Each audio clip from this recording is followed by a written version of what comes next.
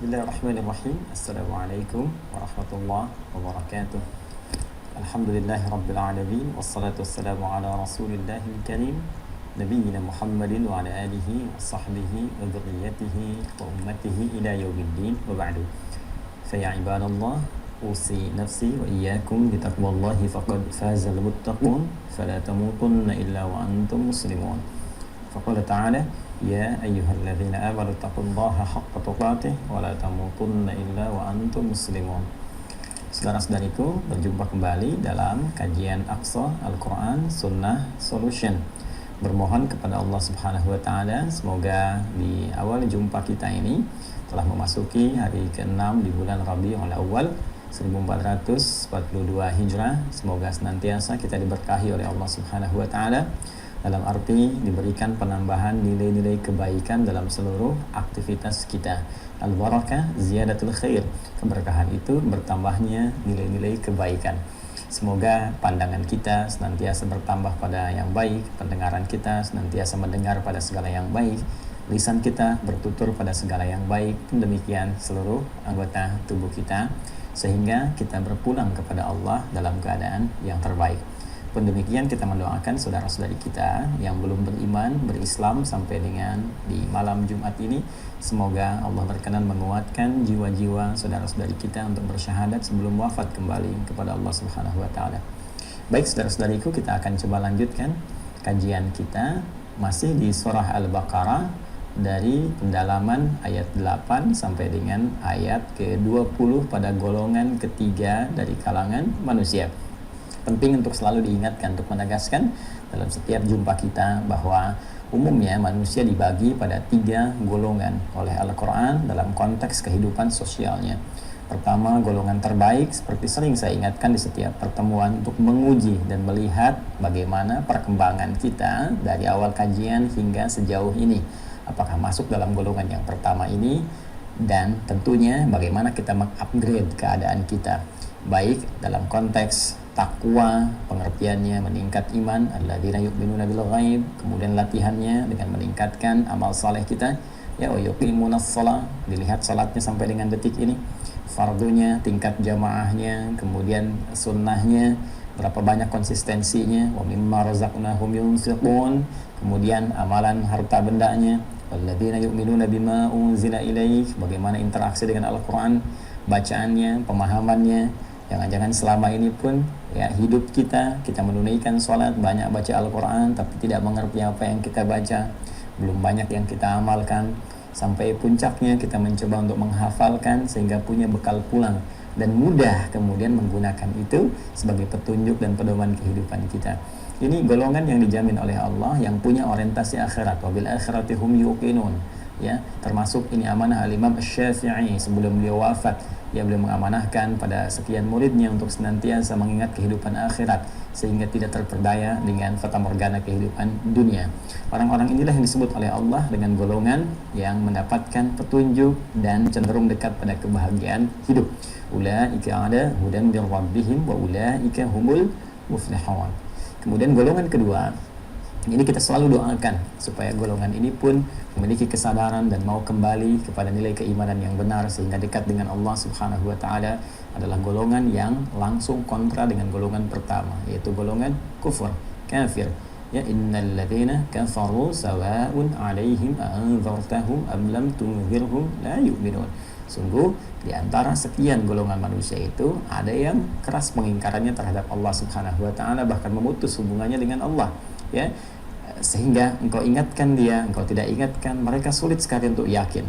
Ya, kenapa? Karena ada kondisi di sekitaran hidup mereka yang menyebabkan tertutupnya pendengaran mereka untuk mendengar hidayah-hidayah Allah. Pandangan mereka terhalang untuk menatap petunjuk-petunjuk Allah, sampai hati mereka pun sulit untuk bisa mencerna karena ada maksiat yang besar yang menutupinya. Dan kalau tidak taubat, terancam dengan siksa yang kemudian berlipat. Untuk itu saya pernah jelaskan, hati-hati jika ada pekerjaan di lingkungan kehidupan kita yang berpotensi memutus hubungan kita dengan Allah. Dan itu biasanya dilakukan oleh setan secara bertahap, ya, memutus dulu hubungan ibadah, tidak secara langsung pada yang fardu, yang biasanya sunnah dulu belum dapat pekerjaan, sampai Anda rajin tahajud, rajin baca Al-Quran, tiba kemudian ketika pekerjaan ada, terhenti misalnya sebagian ibadah sunnahnya, lama-lama jamaahnya mulai terkikis. Nah ini identifikasi pertama bahwa boleh jadi ini ujian yang meminta kepada kita untuk berhati-hati ya. Ini biasanya kalau kita lulus, maka Allah akan naikkan kembali level iman kita dan melimpahkan rezeki bahkan dari sisi yang tidak kita duga. Wa may yattaqillaha yaj'al lahu makhraja wa yarzuqhu min haitsu la yahtasib. Tapi kalau kita gagal, terpedaya oleh waswas setan di sini, ini yang bahaya. Lama-lama tertinggal ibadahnya, lama-lama ditarik keluar dari ibadah, lama-lama tidak sholat, lama-lama tidak puasa, lama-lama meninggalkan Allah Subhanahu wa taala, waliyatu billah. Dan ini yang kita mesti waspadai. Nah, golongan ini telah kita bahas dengan tuntas ya, penyebab-penyebabnya, baik pengaruh harta, tahta, juga pengetahuan atau godaan-godaan pasangan hidup. Ini sekarang banyak fenomenanya ya, karena digoda baik laki-laki oleh perempuan, perempuan oleh laki-laki, meninggalkan keyakinannya, dan Allah tidak merugi dalam kondisi ini ya, tidak ada kerugian bagi Allah sedikit pun. Kita yang rugi ya, karena terputus bekal kembali saat pulang nanti kepada Allah Subhanahu wa taala. Karena itu kita senantiasa juga berdoa supaya Allah berkenan memberikan hidayah pada mereka, mereka juga mau tobat, mau kembali ya, untuk mendekat kepada Allah. Golongan ketiga ini juga tidak kalah penting untuk diulas, karena Al-Quran memberikan penekanan yang sangat luar biasa, sampai di sini menampilkan setidaknya 13 ayat ya. Orang beriman ada 5 ayat, kemudian orang-orang ingkar ya, ada 2 ayat. Setelah itu 13 ayatnya menunjuk kepada golongan yang ketiga, yaitu golongan orang-orang munafik ya. Mereka mengatakan bahwa mereka yakin kepada Allah ya, yaquluna amanna, mereka berkata mereka beriman, mereka yakin ya, wa mahum bimu'minin, sedangkan mereka sesungguhnya tidak memiliki iman yang benar, bukan mukmin yang sejati. Yukhadi'una Allah walladzina amanu, mereka mencoba menipu Allah dan segolongan orang-orang beriman. Ya ma yakhda'una illa anfusahum, dan sesungguhnya mereka tidak memperdayai menipu kecuali diri mereka sendiri. Wa ma yash'urun, tanpa mereka sadari. Fi qulubihim marad ya. Kenapa mereka bisa berbuat seperti itu? Karena di hatinya ada penyakit. Fazadahumullahu marada wa lahum adzabun alimun bima kanu yakdzibun. Nah, di sini kita berhenti ya di pertemuan yang lalu. Sekarang coba kita akan dalami kembali dan kita akan teruskan dengan mengharap ridha Allah Subhanahu wa taala. Semoga Allah berikan taufik sehingga benar apa yang kita kaji, kita pahami dan jadi pedoman yang sesungguhnya untuk kita amalkan dalam kehidupan. Ini pengantar yang saya sampaikan, mohon izin agak cepat tadi saya uraikan. Sekarang mari kita detilkan. Bismillahirrahmanirrahim. Saudara-saudariku, pada golongan yang ketiga yang kita masih dalam pembahasannya, Allah Subhanahu wa taala mengingatkan kita bahwa dalam konteks berkehidupan, khususnya dalam interaksi secara sosial, kita akan temukan di antara manusia ada tipe yang ketiga, yaitu golongan orang munafik ya.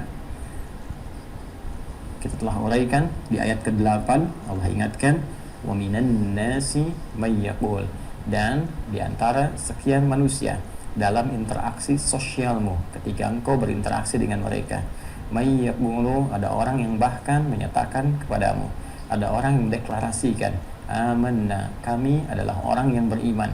Saya sering katakan, ketika seseorang mengatakan saya beriman, ketika sekelompok orang mengatakan kami beriman, maka konsekuensi dari iman itu menuntut hadirnya amal soleh ya. Perhatikan rumusan yang selalu saya tegaskan. Iman itu selalu didefinisikan dengan penggabungan antara dua bagian utama ya. Yang pertama adalah faktor keyakinan tanpa ragu ya. Jikalau sudah iman itu nggak boleh ragu ya, jangan ada ragu sedikit pun. Karena itu ketika Al-Quran membuka surah Al-Baqarah, kalimatnya jelas menggunakan kalimat la raiba fi dzalikal kitabu la raiba fi. Isi Al-Quran ini semuanya akan jadi petunjuk bagi orang takwa, jangan pernah diragukan kandungannya. La raiba fi hudal lil muttaqin.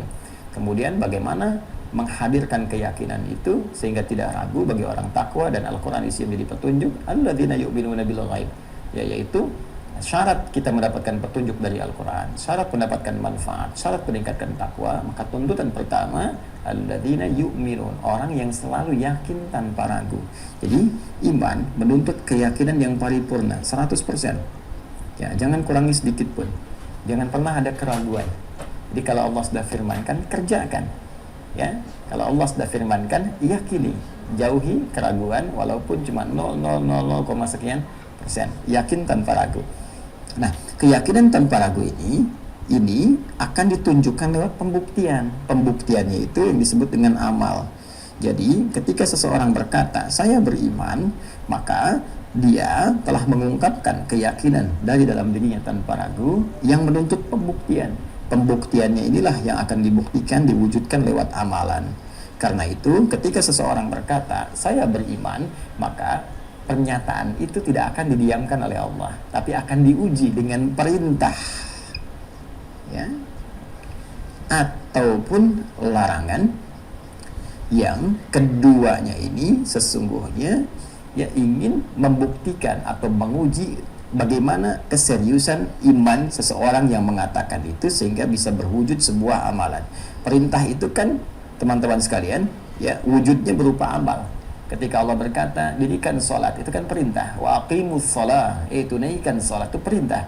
Maka bagaimana mengerjakan perintah itu? Muncul amalan, tunaikan oleh kita sholat. Karena itu setelah kalimat iman diucapkan, menyusul kalimat sholat. Al-Baqarah ayat 3, masih ingat? Alladzina yu'minuna bil ghaib wa yuqimunas sholah. Ketika seseorang mengatakan, saya beriman pada Allah yang gaib, yang tak tampak dalam pandangan saya, tapi saya meyakininya tanpa ragu. Apa pembuktiannya? Ya, buktikan lewat amalan. Apa itu? Salat, kerjakan. Ada amalan. Ya, pun demikian ada larangan. Ya, ya ayyuhalladzina amanu, hai orang-orang yang telah menyatakan beriman. Ya, yakin tanpa ragu. La yaskhar qaumin qaum. Ya, jangan saling mencela. La yaghtab ba'dukum ba'dha. Jangan saling bergosip, jangan bikin hoax, kan? Jangan berselisih dan sebagainya. Itu larangan. Jangan makan yang haram. Jangan mencuri, jangan korupsi, jangan minum khamar, ya, jangan mabuk dan sebagainya. Itu perintah yang sifatnya melarang, sehingga disebut dengan larangan.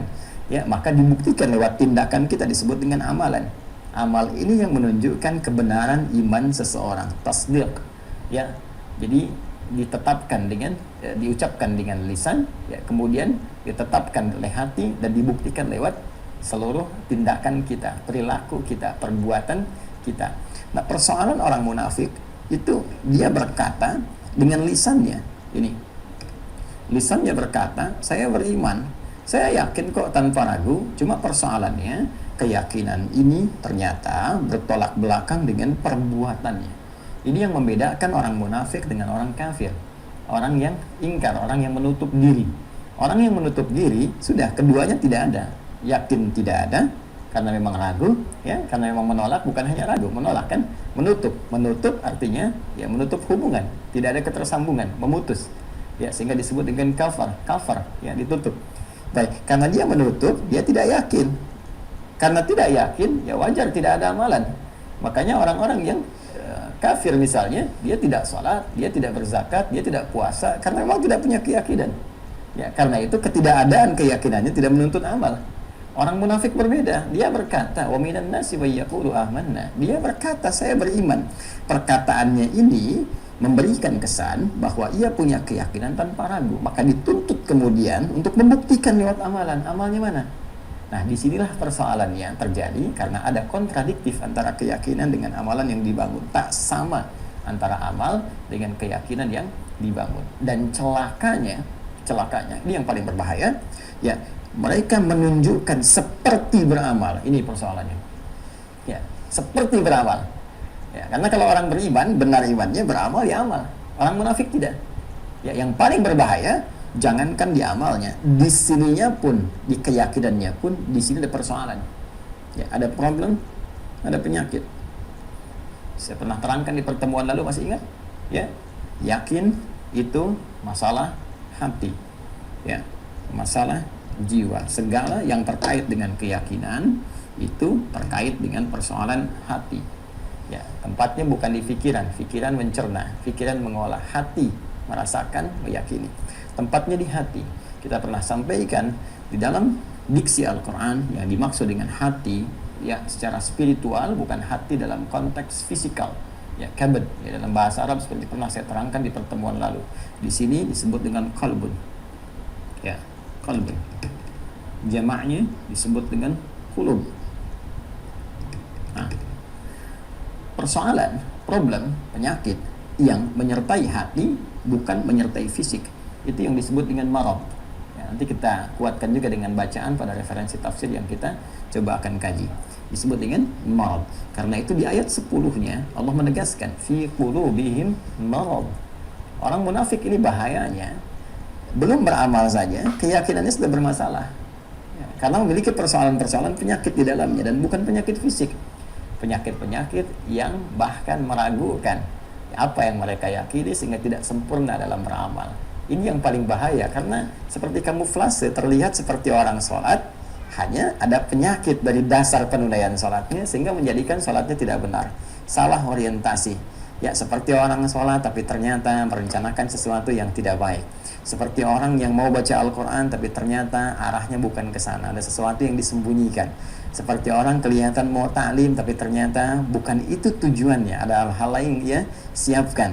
Ini yang paling berbahaya. Baik ya, nampak seperti orang beramal, sesungguhnya mengarahkan pada sesuatu yang tidak benar.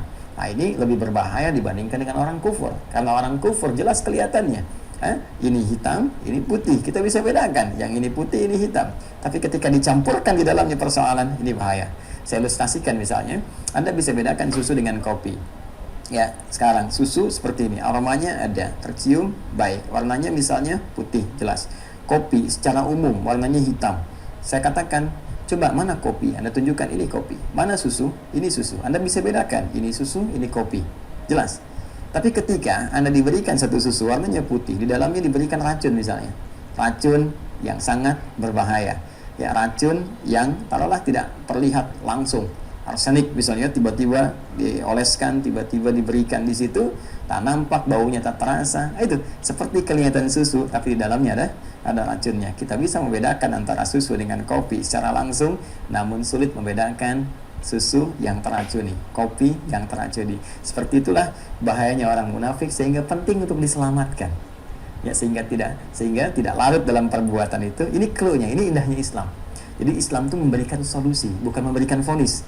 Ya, bahkan ancaman-ancaman yang datang untuk akhirat sesungguhnya mengajak untuk taubat. Ya, bukan ingin memberikan beban. Begitu cara bacanya. Sehingga seseorang tidak memvonis dirinya, dia keluar dari keadaan itu. Jadi kalau ada orang-orang yang kena penyakit ini, begini cara mengobatinya. Dan kita ketika berinteraksi dengan mereka, seperti ini secara elegan berinteraksi dengan mereka. Itu poinnya. Ya.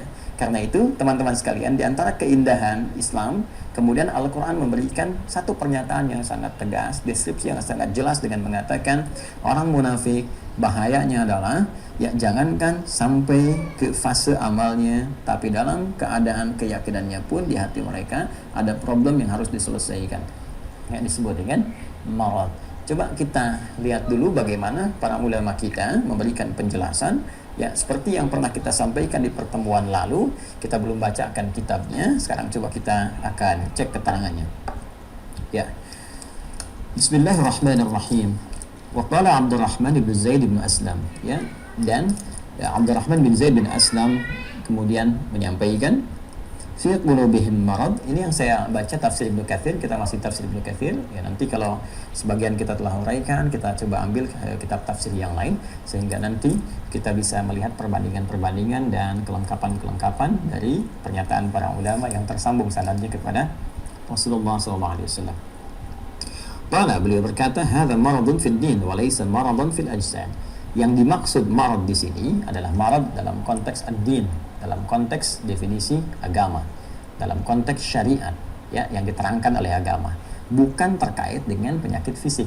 Ini yang pernah saya sampaikan di masa lalu, ya kan? Orang-orang yang sakit fisik disebut dengan daun penyakitnya, obatnya disebut dengan dawa. Ya, sudah pusing, ya, maradul asnan, misalnya sakit gigi, ya, atau misalnya wajah, sakit perut, ya, dan seterusnya. Jadi ini hal-hal fisikal disebut dengan penyakitnya, dawa, obatnya.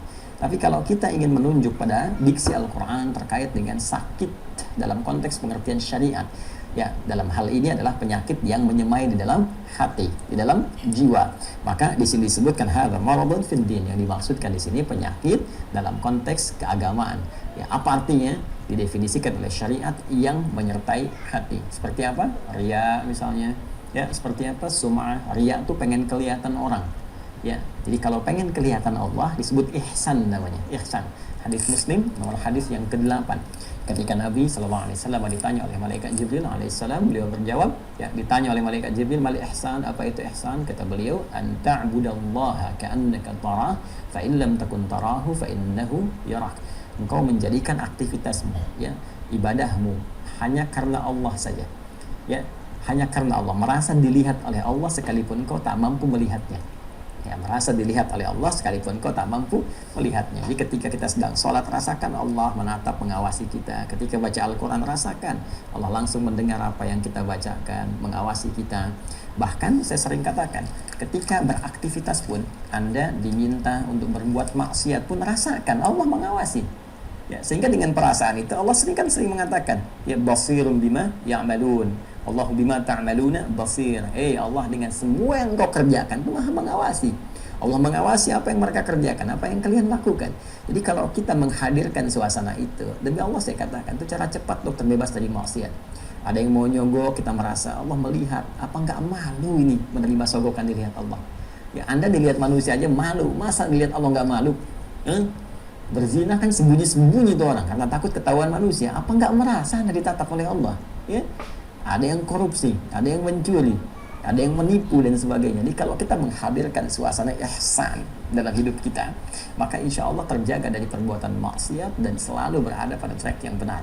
Ya, dan orang-orang semacam ini itu orang-orang yang disebutkan dalam Al-Quran sebagai orang yang diberikan jaminan oleh Allah untuk bisa memasuki level surga yang sangat indah di taman surganya.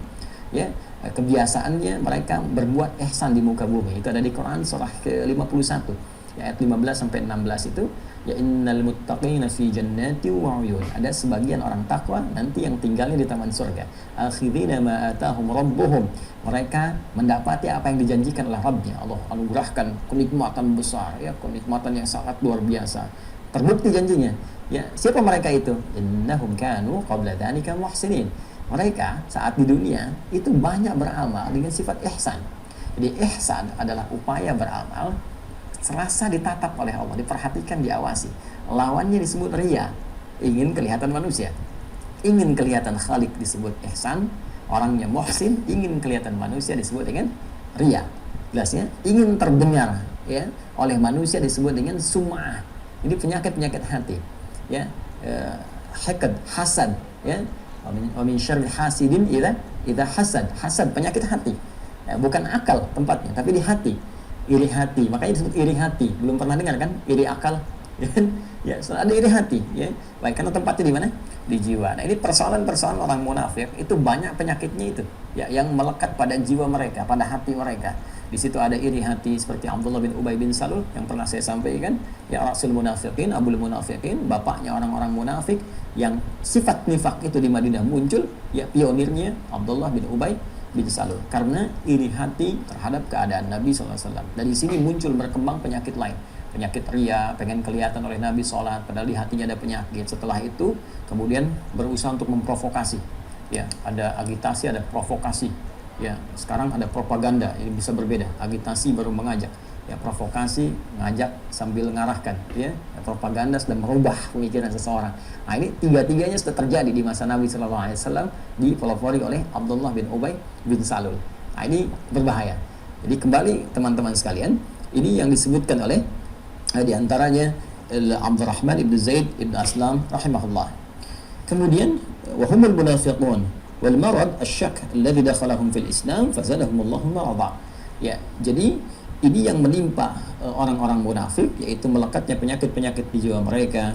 Sedangkan akumulasi dari penyakit-penyakit tadi, dari riyakah, kemudian dari hasadkah, dari sum'ahkah dan sebagainya, ini yang akhirnya melahirkan keraguan, ya, dalam pengamalan nilai-nilai syariat Islam. Jadi kalau sholat nggak sempurna, nanti kita akan lihat, ya, innal munafiqina yukhadi'una Allah wa khadi'uhum wa idza qamu ila as-salati qamu kusala yura'una an-nasa wa la yadhkuruna Allah illa qalila.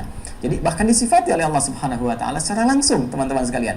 Bagaimana sifatnya? Kata Allah, orang-orang munafik itu, ya Allah, itu kalaupun ibadah, zikir cuma sedikit aja secukupnya, yang penting selesai, yang penting sholat, yang penting kelihatan oleh orang, ya, yang penting kelihatan pakai peci, yang penting kelihatan pakai kerudung, yang penting kelihatan ya bergerak dan sebagainya. Tapi tujuannya berbeda. Wala yadhkurunallaha illa qalila, dan mereka tidak berzikir kepada Allah. Zikir di sini banyak. Ya, bisa salat dalam konteks ini. Ya, karena tadi ayatnya idza qamu ila sholati qamu kusala, malas-malasan, salatnya malas. Ya, karena kepentingan tertentu aja. Karena ada kondisi tertentu baru salat. Ya, karena ada kondisi tertentu baru misalnya ya baca Al-Qur'an, baru pakai kerudung, baru pakai jilbab, ya, baru pakai peci. Nah, ini hati-hati nih ya, hati-hati. Jadi saya juga mengingatkan karena sayang saya dan kita mendoakan. Dan kita tidak perlu memvonis siapapun karena kondisi-kondisi ini biasanya itu ada cipta kondisi yang dibuat oleh setan. Setan itu mengkondisikan beberapa kondisi-kondisi tertentu yang bisa mengarahkan seseorang mendapati sifat-sifat kemunafikan. Apa diantaranya? Yang diwariskan seperti Abdullah bin Ubay bin Salul pernah mendapatinya. Ya, apa itu? Dia pingin kekuasaan tahta, dia pingin harta benda. Ya, ada lagi nanti di aspek pengetahuan, ya, dan sebagainya. Betapa banyak orang-orang yang terjebak dengan sifat nifak itu ketika merebut tahta, merebut harta, bahkan dalam konteks pengetahuan. Ya, hati-hati karena ini musim pilkada nih, ya, hati-hati karena pemotretan tertentu misalnya pakaiin kerudung aja, pakaiin peci aja karena di sini pemilihnya banyak yang muslim tapi tujuannya berbeda, dan kita doakan semoga tidak terjadi seperti itu.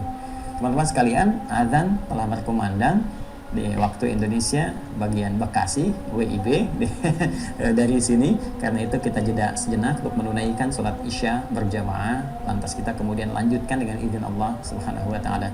Semoga Allah merahmati kita. Subhanakallahumma bihamdika asyhadu an la ilaha illa anta astaghfiruka wa atubu ilaik. Allahu akbar, Allahu akbar. Kita lanjutkan ba'da Isya. Assalamualaikum warahmatullahi wabarakatuh. Bismillahirrahmanirrahim. Assalamualaikum warahmatullahi wabarakatuh. Alhamdulillah, wassalatu wassalamu ala rasulillah wa ala alihi wa sahbihi wa man walah wa ba'du. Saudara-saudariku, berjumpa kembali dalam kajian Aqsa Al-Quran Sunnah Solution.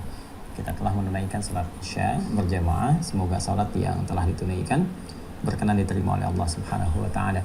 Pun demikian bagi saudara-saudariku yang terhubung dengan ta'lim ini dan terkhusus di wilayah-wilayah di Indonesia yang juga barangkali akan memasuki waktu salat Isya. Semoga Allah berikan kekuatan untuk menunaikannya, atau yang telah menunaikan semoga diberikan keistiqomahan untuk merencanakan esok hari yang lebih baik.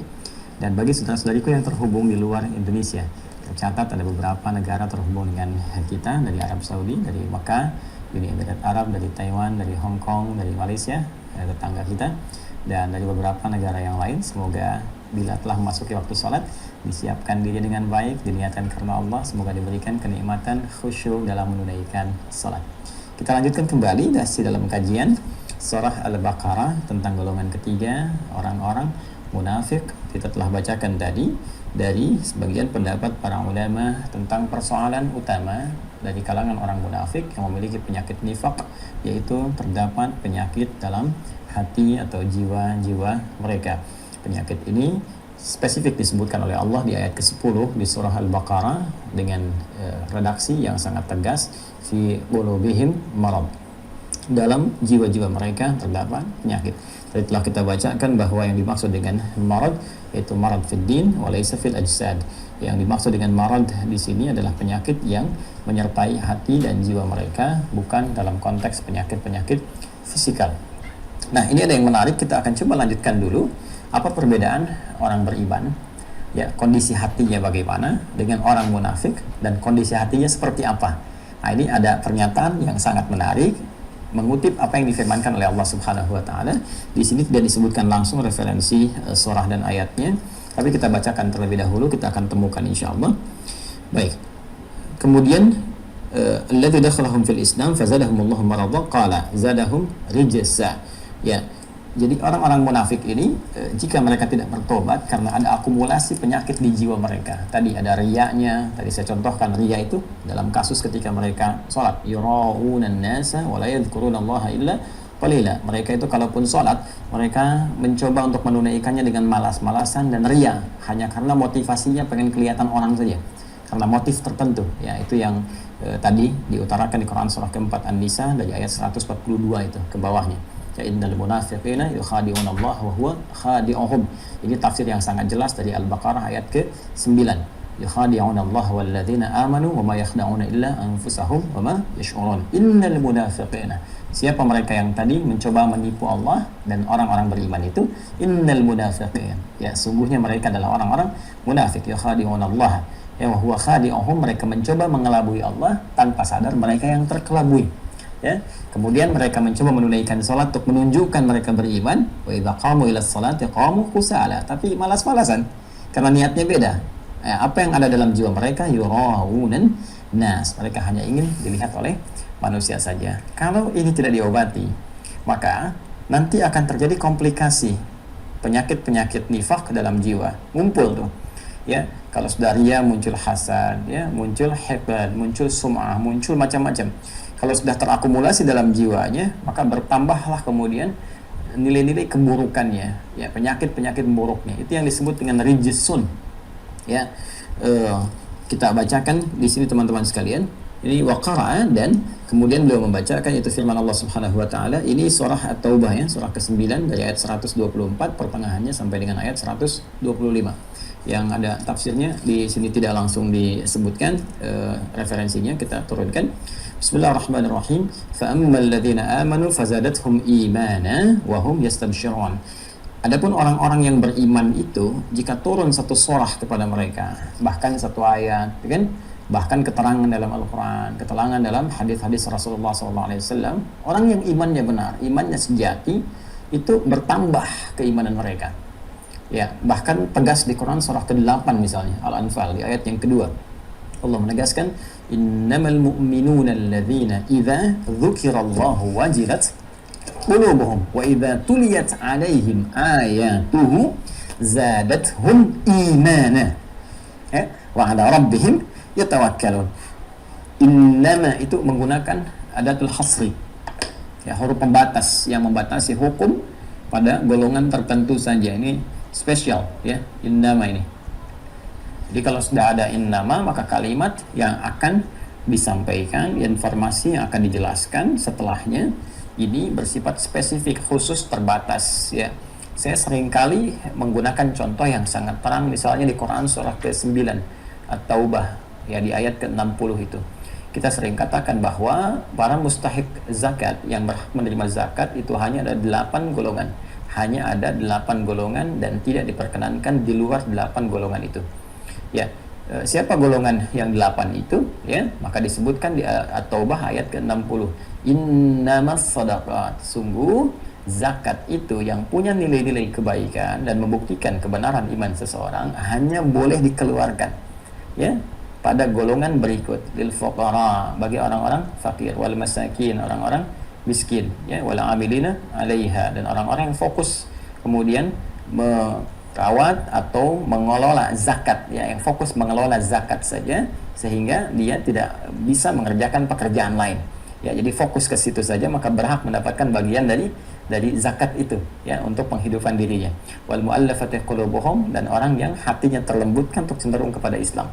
Boleh jadi ada yang belum muslim tapi dia senang mendengar tausiah, ingin belajar tentang Islam, banyak tanya, boleh disupport lewat zakat. Ya, misalnya kalau dia mampu tidak harus dalam bentuk uang, bisa jadi misalnya dalam bentuk CD keislaman, majalah Islam dan sebagainya. Atau ada spesifik orang baru masuk Islam, masih lemah jiwanya, ditinggalkan keluarganya, tidak mendapatkan sokongan dari kerabat-kerabatnya, dibantu dengan zakat, boleh. Wafir riqab, ya, orang-orang yang berada dalam perbudakan, orang-orang yang dikendalikan oleh orang-orang tertentu sehingga memerlukan pembebasan dan bantuan, ya. Wal gharimin, orang-orang yang terikat, terlilit oleh utang piutang yang dibenarkan secara syar'i dalam konteks syariat, bukan dalam konteks dunia, ya. Seperti orang yang support madrasah, ya, tiba-tiba perusahaannya bangkrut, ya, kemudian tidak nyambung lagi, dia kesulitan, boleh dibantu. Bukan dalam konteks kredit motor, ya, kredit mobil, itu bukan, ya, itu dain namanya. Dan wa fi sabilillah, ya, fi sabilillah wa ibnis sabil. Kemudian ke-8 ibnu sabil. Jadi 8 golongan saja. Di luar 8 ini tidak diperkenankan. Ya, yatim boleh tidak? Boleh dengan syarat yatimnya punya sifat 8 ini. Yatim yang fakir boleh, yatim yang miskin boleh. Tapi yatim yang punya harta warisan 100 triliun misalnya, nah itu tidak tidak berhak menerima zakat walaupun dia yatim. Infak boleh. Infak sebagai hadiah bisa terpisah karena bukan bagian dari zakat dalam konteks zakatnya, ya, dalam konteks zakatnya, karena infak nanti ada yang sifatnya sunnah. Ya, seperti ke orang tua itu infak, bukan zakat. Al-Baqarah ayat 215. Yas'alunaka madza yunfiqun, mereka bertanya padamu Muhammad sallallahu alaihi wasallam tentang apa dan kepada siapa infak itu harus dilakukan. Qul ma anfaqtum min khair falil walidain. Katakan jika kalian ingin infak, ya maka ambil yang terbaik, berikan kepada golongan terbaik, di antaranya satu walidain, orang tua. Orang tua tidak dizakati, orang tua diberikan infak. Jelas ya? Nah, jadi kembali ke sini. Jika ada kata innama, ini menunjukkan batasan. Adatul hasri dalam ilmu nahwu, ya.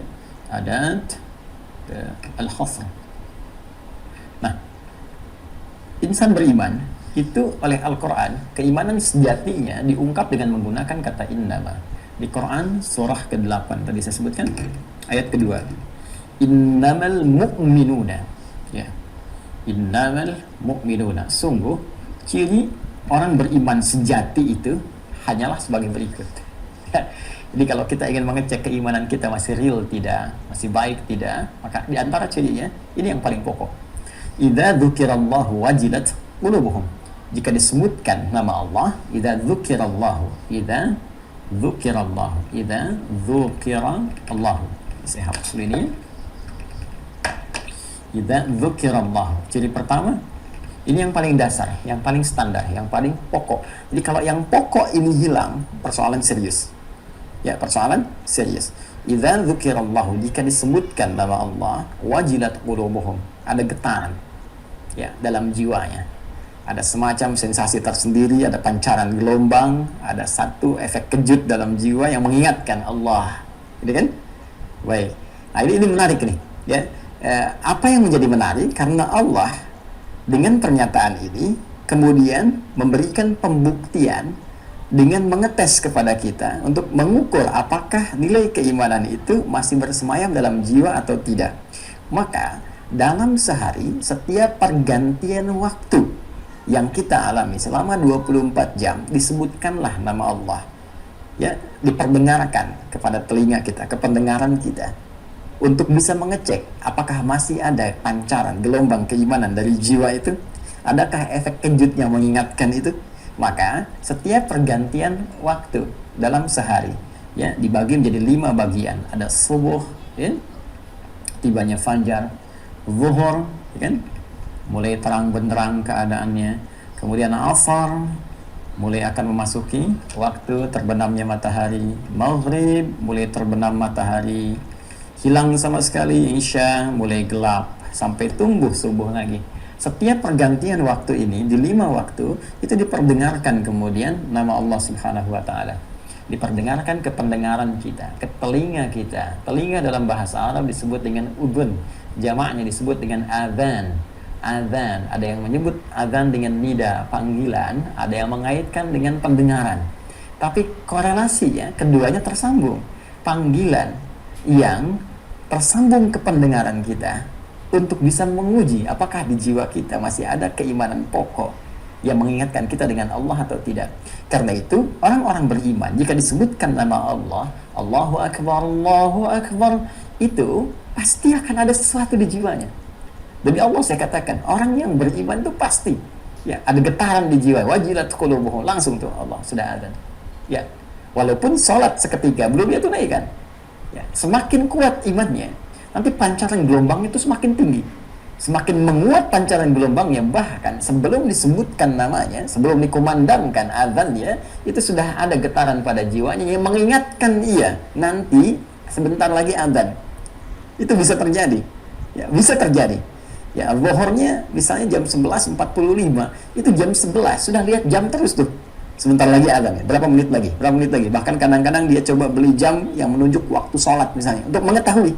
Itu menunjukkan bahwa imannya begitu kuat, ya, hubungannya dengan Allah itu begitu luar biasa. Hati-hati kalau getaran itu mulai menurun, azan, mulai komen, sudah azan, tapi baru azan belum qomat, kan? Nah, selesai qomat, ya Allah qomat, tapi baru qomat, duhurnya kan masih 2 jam lagi. Nah itu, ini menunjukkan ada persoalan di jiwa. Ya, ada persoalan. Semakin tidak peduli, semakin menunjukkan imannya telah tergadaikan dengan urusan dunianya. Itu mesti hati-hati.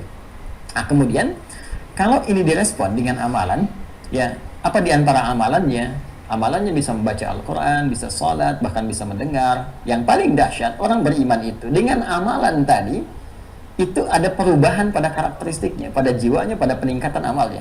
Ya, perhatikan baik-baik. Wa idza tuliyat alaihim ayatuhu. Ya, tadi kalau di At-Taubah ayat 124 sampai 125, ya, itu jika diturunkan satu surat, ya, unzilat surah, jika diturunkan satu surah. Kalau di Al-Anfal ayat yang kedua, itu ayat tuliyat alaihim ayatuhu, ya, beberapa ayat saja. Bahkan 1-2 ayat, semakin tinggi imannya, zadathum imana. Ini perbedaan antara orang yang mukmin sejati, ya, mukmin sejati. Jadi kalau imannya sejati, imannya benar, real imannya, maka ketika dibacakan ayat-ayat Allah, ini dalam konteks amal, ya, dalam konteks amal, zadathum imana, amalan yang dia kerjakan itu menambah iman. Nah ini ciri khas orang beriman, menambah iman. Wa ala rabbihim yatawakkalun, karena bertambah imannya, maka hubungannya pun dengan Allah semakin menguat. Tawakal itu ketersambungan dengan Allah, kepercayaan yang kuat, ya. Karena itu ketika Anda selesai mengerjakan tugas, Anda yakin dengan Allah, hubungkan diri Anda dengan Allah untuk berserah diri, itu tawakal namanya. Fa idza faraghta fansab wa ila rabbika farghab. Jika telah tuntas mengerjakan satu urusan, siapkan yang lain. Wa ila rabbika farghab, maka tawakal, bermohon kepada Allah akan hasil yang terbaiknya. Ya, wa 'alallahi falyatawakkalul mu'minun. Maka orang-orang beriman itu hubungan dengan Allahnya kuat. Nah, maka amalan yang dikerjakan oleh orang beriman itu bisa menguatkan imannya dan menjadikan hubungannya dengan Allah semakin terikat, semakin kuat. Karena semakin kuat itu, yang muncul apa? Bahkan sebelum menunaikan ibadah dia telah bersiap, dan keadaan jiwanya selalu membentengi ia dari perbuatan maksiat. Ya, jangankan untuk melihat, ya, baru ada arah-arah ke situ saja, mau diperlihatkan, hatinya sudah mengingatkan, jangan sampai matahari terjebak maksiat, telinga terjebak maksiat sampai ke ujung kaki. Itulah mukmin sejati. Nah, adapun orang munafik, teruskan ayatnya. Adapun orang munafik, kita bacakan kembali, nyambung ke ayat 125-nya. Sebelumnya wahum yastabsyirun, dan mereka merasa bahagia, ya. Orang beriman tadi, orang beriman sejati. Jadi ciri orang beriman sejati, satu tadi, getaran di jiwanya kuat, ya. Kemudian dengan beramal itu meningkatkan keimanannya, semakin dekat dengan Allah. Wahum yastabsyirun, dan mereka gembira. Jadi salat itu gembira, Masya Allah. Jadi turun perintah salat, turun satu ayat gembira, satu surat gembira, ada perintah salat gembira salatnya. Jadi bukan karena terpaksa, gitu, ya. La ikraha fid din. Jadi nggak ada paksaan dalam menunaikan nilai-nilai keagamaan. Yang masuk Islam juga tidak ada paksaan, yang berislam juga tidak ada paksaan. Di salatnya dia nikmati.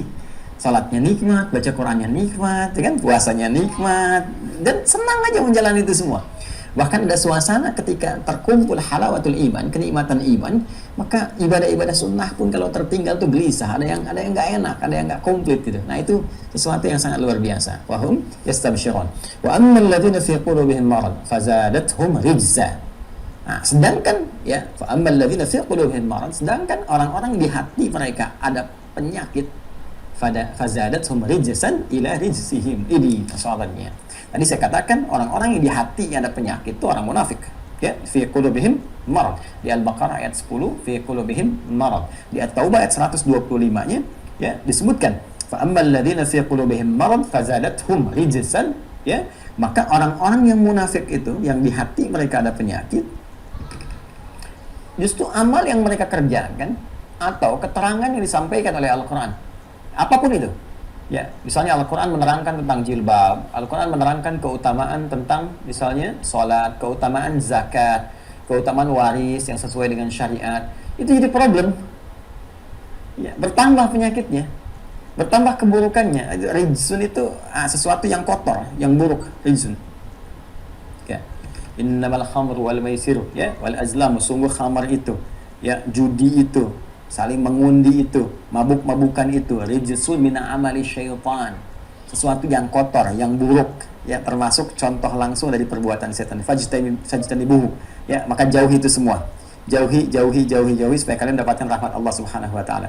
Jadi perbuatan-perbuatan seperti mohon maaf, ya, tadi disebutkan judi, mirasantika, ya, hal-hal yang buruk tadi itu disebutkan oleh Al-Qur'an dengan diksi rijsun, ini sesuatu yang kotor, sesuatu yang buruk. Jadi biasanya gini, kalau sesuatu yang buruk hadir dalam jiwa, terbawa oleh arus darah kita mengalir pada seluruh tubuh, maka lahir tindakan yang buruk. Khamar. Kenapa disebut buruk? Ya, istilahnya khamar. Jadi sekarang masuk ke narkoba itu khamar. Ya, karena definisi awalnya ma yahmurul aqla, sesuatu yang bisa merusak kepada fungsi akal yang benar. Ya, jadi kayak bukan cuma mohon maaf ya minuman keras misalnya kan dengan segala jenisnya, tapi juga narkotika, ya, sabu kah itu, ekstasi kah itu, macam-macam kah itu, ganja kah itu dan sebagainya, itu merusak kepada fungsi akal dengan benar, sehingga ketika itu dikonsumsi misalnya masuk ke dalam tubuh, beredar melalui darah ke seluruh tubuh kita, maka berpengaruh kepada akal, tanpa sadar keluarlah kemudian hal yang buruk dalam tindakan. Apa yang terjadi? Kalau sudah isinya buruk, ya perilakunya buruk. Makanya jangan heran kalau orang yang mabuk tiba-tiba kata-katanya meracau, tindakannya buruk, terjadi perbuatan yang lebih dahsyat lagi, tingkat kriminal yang lebih buruk lagi. Ya, ada yang merampok, membegal, membunuh, merkosa dan sebagainya, sesuatu yang wa'iyadzubillah, kita berlindung kepada Allah Subhanahu wa taala dari perbuatan itu semua. Itu rijsun. Jadi karena dalamnya buruk, keluarlah perilaku buruk. Itu rijsun namanya. Nah, orang munafik itu disebut oleh Al-Qur'an demikian. Ya. Karena ada kompleksitas dalam jiwanya. Riya itu kan buruk, hasad itu buruk, ya kan, sum'ah itu buruk. Karena ada dalam jiwa qalbun, maka disebarkan itu ke seluruh tubuhnya, dibawa ke seluruh tubuh, maka keluarlah kemudian respon yang buruk. Makanya jangan heran kalau orang munafik kata-katanya buruk, ya. Jangan heran kalau orang munafik perilakunya buruk. Jangan heran kalau orang munafik itu tindakannya buruk. Bahkan yang paling dahsyat tadi, ya, mereka bukannya bertambah baik dengan amal itu, malah bertambah buruk. Makanya nggak heran kalau Abdullah bin Ubay bin Salul itu sholat bisa dekat dengan Nabi, tapi setelah sholat memprovokasi orang. Siapa sih Muhammad memecah belah kita aja? Kalau dia punya masjid, kita bikin masjid yang lain. Dirar. Tapi disiapkan untuk berbuat buruk kepada Nabi Sallallahu Alaihi Wasallam. Jadi jangan heran kalau ada orang-orang tertentu, ya, kalau turun ayat-ayat Al-Quran di zaman Nabi Sallallahu Alaihi Wasallam, bagi orang beriman menerima gembira. Bagi orang munafik karena ada penyakit di jiwanya buruk, maka komennya pun buruk. Ya. Bukan like, share and comment lagi. Bukan cuma dislike, tapi langsung komennya buruk gitu. Nah, ini muncul demikian. Ya, kalau Al-Quran sudah tidak turun lagi, sudah sempurna, selesai sebagai pedoman kehidupan. Nah, kontekstualnya kekinian adalah ayatnya sudah ada, tapi kalau ada orang mengaku beriman masih berpandangan buruk pada ayat-ayat Al-Quran, itu dipertanyakan. Jangan-jangan ada dugaan yang sangat kuat terkontaminasi oleh virus ini. Ya, virus kemunafikan itu yang paling bahaya. Ya, karena itu kalau ada turun tentang ayat jilbab, orang beriman gembira. Ya, ayat tentang sholat, orang beriman gembira. Ayat tahajud, orang beriman gembira. Tapi kalau ada orang sewot dengan orang tahajud, orang sewot dengan orang berjilbab, ya kan? Orang nggak senang dengan orang ke masjid misalnya, ya, dan itu disampaikan oleh orang yang mengaku beriman, maka ada persoalan di dalamnya. Dia berkata, saya muslim kok, saya beriman kok, tapi nggak harus berpakaian begitu. Hei, emang harus seperti apa sih suka? Ya? Jadi coba dicek dulu gitu kan. Oh, itu nggak perlu tahajud kok. Ya, ayat tahajudnya ada, Anda kan muslim. Ya, Anda tidak tahajud, ya tidak mengapa, tidak harus dipaksakan. Tapi ketika Anda menyoal orang lain yang mengerjakan itu, ada persoalan. Jelas ya? Nah, jadi kalau ada orang mengaku beriman, saya muslim, saya beriman, kan? Saya Islam, saya iman, tapi tiba-tiba menyoal hal-hal tertentu yang sesungguhnya harus dikerjakan oleh orang beriman atau dikerjakan oleh orang lain untuk meningkatkan imannya, kemudian disoal. Ini tanda pertama ada sesuatu yang tidak tepat dalam dirinya. Ya, itu untuk evaluasi kita ya, sama-sama. Jadi kita tidak menghukumi 1-2 orang. Di Anda juga jangan tiba-tiba mengungkap, oh ini maksudnya si fulan, oh ini ya. Lalu yang paling bahaya dipotong video saya. Nah, ini yang paling tidak tepat, ini kejahatan yang berlipat, ya, tidak boleh ya. Yang saya maksudkan ini keterangan terbuka yang Allah tunjukkan kepada kita untuk kita menilai diri. Kalau kita terbebas dari perbuatan ini, bersyukur kepada Allah, minta perlindungan, ya Allah lindungi saya sampai wafat, bebaskan dari penyakit ini, supaya Allah jaga. Tapi kira-kira kalau ada yang terkontaminasi, kelihatan kayaknya saya deh ini kemarin begini, oh kayaknya saya nih yang sedang dipengaruhi seperti ini, segera bertobat. Ya, segera bertobat. Ya, hati-hati ya. Awas, hati-hati. Terlebih kalau ada di jiwa Anda was-was begini. Maksudnya kamu nih, nuduh Ustaz ini, udah begini. Tiba-tiba dia gerakan tangan Anda supaya berbuat yang tidak baik lagi. Itu agak parah penyakitnya. Dan bermohonlah kepada Allah dalam kebaikan. Ingat ya, setiap orang punya hak untuk berubah menjadi soleh. Maka tinggalkanlah segala perbuatan salah. Ya, catat ya, jadikan sebagai status. Nah, balik sini ya. Jadi ini yang telah kita bacakan di kitabnya, yang dimaksud qala syarran ila syarrihim wa dalalatan ila dalalatihim. Tadi seperti yang saya sampaikan, syarran ila syarrihim, jadi yang dimaksud rijzan ya ila rijzihim, itu yang dimaksudkan adalah bertambah keburukannya. Jadi mohon maaf karena perbuatan zalim yang menempatkan sesuatu bukan pada tempatnya itu terkontaminasi dengan penyakit buruk tadi ada, sehingga tidak menambah kebaikan, menambahnya keburukan aja. Ya, sama kalau baca Quran juga begitu.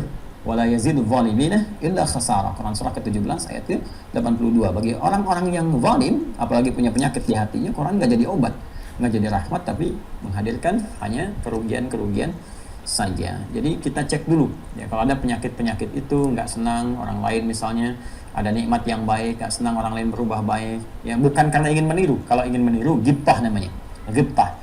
Ya, misalnya Anda melihat, saudara saya nih udah hafal Quran, ya terus dia sudah mulai, ada anak kecil misalnya sudah mulai 5 juz, terus kemudian ada yang 20 juz, ada yang 30 juz, terus Anda merasa saya juga harus seperti dia. Bukan dia saja yang bisa, saya pun insya Allah mampu. Nah, ini menunjukkan bahwa ada semangat namanya ghibtah. Ya, ghibtah, bukan dengki di sini. Ini yang dimaksud oleh Nabi, la hasada illa fitnatain. Tidak boleh punya perasaan iri hati kecuali terarahkan kepada ghibtah dengan dua kondisi. Rajulun atahullahul Quran, ya seorang yang diberikan oleh Allah anugerah Al-Quran. Ada yang riwayat lain ilmu, ya, ilmu atau hikmah. Tapi di sini kebanyakan juga menempatkan pada dua hal, yaitu Al-Quran atau ilmu pengetahuan. Kemudian dia mengamalkannya, ya mengamalkan. Karena orang ahli Quran dia amalkan baik dalam sholatnya, dari dalam perbuatannya. Ana al-laili wa atrafan nahar, siang malam dia mencoba menjadi ahli Quran yang baik. Kalau ahli ilmu yang baik. Kemudian rajulun atahullahul mala, ya seorang yang Allah anugerahi ya harta benda. Ya kemudian fayunfiqhu ana al-lail wa atrafan nahar, dia mencoba untuk menginfakkan hartanya niatnya karena Allah Subhanahu wa taala. Boleh. Ya. Ya crazy rich Indonesiaan misalnya kan. Tapi arahnya ke infak, arahnya ke pakai yang baik-baik, datang setiap ada musibah. Karena itu kadang Allah uji dengan musibah. Ini ada puting beliung di sini, ini ada bencana ini, untuk menyentuh mana nih peluang amal bagi orang-orang yang Allah titipkan harta, karena akan dihisab. Gampang kok ditukar oleh Allah, hilang hartanya semua semalam. Ya, terjadi banjir, ke bawah semua hilang. Lantas apa yang bisa dibanggakan di hadapan Allah? Bebannya kena, hisabnya berlaku, tapi harta nggak dapat, pulang juga, kemudian nestapa di hadapan Allah Subhanahu wa ta'ala. Jadi ini yang coba kita bawa, kita arahkan pada nilai-nilai kebaikan dan nilai-nilai kebenaran. Nah, wa dalalatan ila dalalatihim juga cenderung menyesatkan. Ini menunjukkan bahwa virus nifak ini bisa menular. Jadi kalau satu orang kena, dia bisa membawa yang lain. Ya, dalalatan ila dalalatihim. Jadi ini bisa buruk, bisa tersesat, dan juga bisa menyesatkan. Ini yang paling bahaya. Ya, jadi hati-hati teman-teman sekalian, fi qulubihim marad fazadahumullahu marada walahum adzabun alimun bima kanu yakdzibun. Ini yang mau saya tekankan. Jadi Allah memberikan sebuah hukum yang seperti sering saya ilustrasikan, wa laisa kamitslihi syai'. Ya, tidak pernah ada yang serupa, mirip-mirip pun tidak dengan apa yang Allah sampaikan. Untuk lebih memudahkan, saya ingin berikan ilustrasi di dunia kita, ya. Bagaimana cara memahaminya? Sederhana, teman-teman. Ini sering saya sampaikan. Jika di satu sekolah, di kampus di dunia mahasiswa misalnya, atau di sekolah umum, ya, terdapat sebuah hukum. Misal di kampus rektor membuat sebuah ketetapan, siswa yang merokok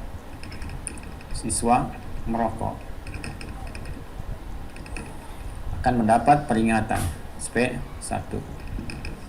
Dilakukan sekali lagi SP2. Lakukan sekali lagi DO, drop out, dikeluarkan dari kampus. Selesai, kan? Nah, tiba-tiba ada satu siswa merokok. Oke? Dapat peringatan. Dia merokok lagi, peringatan. Dia merokok lagi, maka kena DO dia. saat dia masuk kampus, kesepakatan yang dibangun dia tanda tangani. Tanda tangani, ya, kalau dia melakukan ini, dia mendapatkan seperti ini konsekuensinya. Baik, sepakat. Nah, ketika seorang siswa melakukan ini 1, 2, dan 3 sampai dia keluar, maka hukum berlaku. Maka rektor menandatangani keputusan DO-nya, drop out-nya, dikeluarkan dari kampus. Baik, pertanyaannya, apa dan siapa yang mengeluarkan dia? Baik, ternyata pada persoalan apa kita nggak ada masalah. Apa yang mengeluarkan dia? Perbuatan dia yang merokok. Siapa yang mengeluarkan dia? Kebanyakan orang melihat rektor yang mengeluarkan dia. Ya, rektor memecat dia dari kampus. Rektor mengeluarkannya. Tapi sesungguhnya bukan rektor yang mengeluarkan dia. Dia sendiri yang mengeluarkan dirinya dari kampus ini karena perbuatannya. Ya, rektor itu hanya menunaikan kesepakatan, tugasnya itu. Jelas ya? Karena sesungguhnya yang mengeluarkan pribadi orang ini, perbuatan dia. Karena pekerjaan itu, rektor harus menegakkan keadilan. Anda bikin satu komitmen, jadi tegakkan itu. Kalau tidak menegakkan, rektornya melanggar hukum. Salah dia. Ya, tidak adil di sini. Maka ditegakkanlah nilai itu supaya ada keseimbangan dalam membuat sebuah putusan dan aktivitas yang berlanjut dengan baik. Nah, sekarang perhatikan baik-baik. Banyak sering kita temukan redaksi dalam Al-Quran. Ingat, tidak cukup dipahami dengan belajar terjemahan saja, lantas salah mengartikan. Itu fatal. Kita mesti belajar ke ilmunya. Ya, ilmunya ada nahwu, ada saraf, apalagi sampai kepada balaghah. Misal, saya beri contoh. Di ayat ke-10, bahkan sebelum-sebelumnya, ya, nanti kita akan temukan kalimat di ayat 10, fi qulubihim marad, fazadahumullahu marada, fazadahumullahu marada. Jika Anda baca terjemahan saja, maka jadi persoalan. Ya, di hati orang-orang munafik itu ada penyakit, maka Allah tambahkan penyakit pada diri mereka. Nah, Anda akan bertanya, apakah Allah menambahkan penyakit pada hambanya? Berarti Allah zalim kan? Ya? Nah, kalau sampai sini, ini masalah. Ayat 7, khatamallahu ala qulubihim wa ala sam'ihim wa ala absarihim ghisyawah. Khatamallahu ala qulubihim, Allah mencap hati mereka. Ya, ada kekufuran. Baik ya? Wa ala sam'ihim, di pendengaran mereka tertutup. Dia mengunci, Allah mengunci hati mereka. Kalau Allah bisa mengunci sih kalau baca terjemahan saja. Tapi kalau kita baca ilmunya dengan pendekatan ilmu balaghah misalnya, seperti saya ilustrasikan tadi, maka Anda bisa memahami. Fi qulubihim marad, di hati mereka ada penyakit. Kemudian penyakit itu mulai meluas. Ya, karena nggak pernah diobati. Terus-terusan dipertahankan. Ditambah lagi. Udah ria, baru ria. Harusnya taubat, tambah lagi sama iri hati. Tambah lagi sama dengki. Ya, tambah lagi sama dendam. Ya. Apa konsekuensinya? Tadi kalau dia satu kali mengerjakannya, dia kembali jadi baik. Tapi tambah lagi ada persoalan. Tambah lagi ada persoalan. Terakumulasilah di situ. Ya. Sedangkan Allah punya hukum. Apa hukumnya? Allah dengan sifat adilnya menetapkan. Di awal sudah ada ini hukum universal, ini hukum syariat. Dalam hukum universal pun ada hukum yang berlaku untuk semua, yang mengikat untuk seluruh manusia, baik itu orang beriman atau tidak beriman. Itu hukum universal. Misal, kalau belajar, pintar. Tidak belajar, tidak pintar. Kalau bekerja dengan serius, terkumpul harta benda. Tidak, bisa nestapa hidupnya. Ya, misal, kalau minum, makan yang kotor-kotor, yang jelek-jelek, yang buruk-buruk, bisa sakit. Itu hukum universal. Ya, Anda misalnya mohon maaf, ya soleh, rajin tahajud, hafal Quran, 30 juz dan sebagainya. Tapi, maaf, makanannya kotor. Ya, makanannya basi, minumannya buruk, ya sakit juga. Itu hukum universal namanya. Ya, pun demikian dalam syariat pun seperti itu ada hukum. Ya, dengan keadilan Allah. Kalau nggak ditetapkan begitu, Allah nggak adil. Yang sholat dapat pahala, yang nggak sholat nggak dapat pahala. Ketika sholat, top dituliskan. Ya, malaikat Allah tetapkan, malaikat kan menuliskan ada pahala. Ya, setiap satu perbuatan baik 10 kebaikan. Ya, apa namanya? Dia kerjakan Quran surah ke-6 ayat 160. Ya, siapa manja abil hasanati falahu asyru amsalihha. Siapa yang mengerjakan satu perbuatan baik bernilai pahala. Ya, hasanah itu perbuatan baik yang punya nilai pahala. Ya, salat itu disebut hasanah. Ya, innal hasanati yudhibnas sayyi'at. Sungguh perbuatan-perbuatan baik itu salat yang dimaksudkan. Quran surah ke-11 ayat 114. Ya, aqimis salata tarafain nahar wa zulafan minal lail. Ya, innal hasanati yudhibnas sayyi'at. Tunaikan salat dengan sempurna. Ya, dari subuh sampai dengan isya'nya. Ya, dari 2 siang tadi ketemu zuhur ya, sampai subuh sampai dengan ke asar, kemudian wa zulafan minal lail maghrib ke isya'. Ya, ini semua disebut dengan hasanat. Innal hasanati yudhibnas sayyi'at. Perbuatan-perbuatan tadi salat namanya hasanah. Jadi hasanah itu adalah perbuatannya baik yang punya nilai pahala. Nanti di akhirat pahalanya ditimbang. Itu yang menjadikan bekal kita layak untuk mendapatkan rahmat Allah untuk dimasukkan ke surga. Makanya kita bermohon semua perbuatan dunia kita punya nilai hasanah. Ya, kalau bicara jadi hasanah ada pahalanya, menatap ada hasanah pahalanya, bekerja ada hasanah, gitu kan, supaya nanti punya nilai di akhirat ditimbang. Karena itu kita sering berdoa, Rabbana atina fid dunya hasanah wa fil akhirati hasanah wa qina adzabannar. Itu Al-Baqarah ayat 201. Ya, karena itu Anda sebut dengan sapu jagat. Ya, sapu jagat, menyapu yang kotor-kotor kemudian dapatkan pahala sejagat, gitu kan. Nah, jadi teman-teman sekalian, kembali kepada tadi, ketika dia mengerjakan semua nilai-nilai kebaikan yang dituliskan oleh Allah. Pun demikian orang yang bermaksiat pun ya harus dengan keadilan Allah tertuliskan. Faman ya'mal mithqala dzarratin khairan yarah wa man ya'mal mithqala dzarratin syarran yarah. Yang baik sekecil apapun diperlihatkan, yang buruk kalau nggak tobat dituliskan nampak. Pun demikian orang munafik, kalau bertambah buruk ada ketetapan Allah.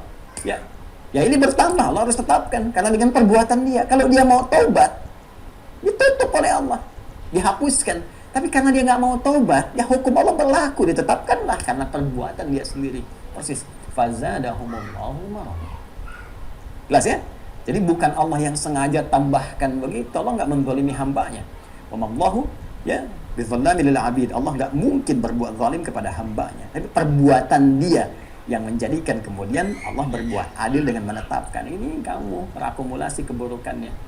Ya, kalau dia nggak mau tobat, perhatikan, maka ancamannya dahsyat. Walahum adzabun alimun bima kanu yakdzibun.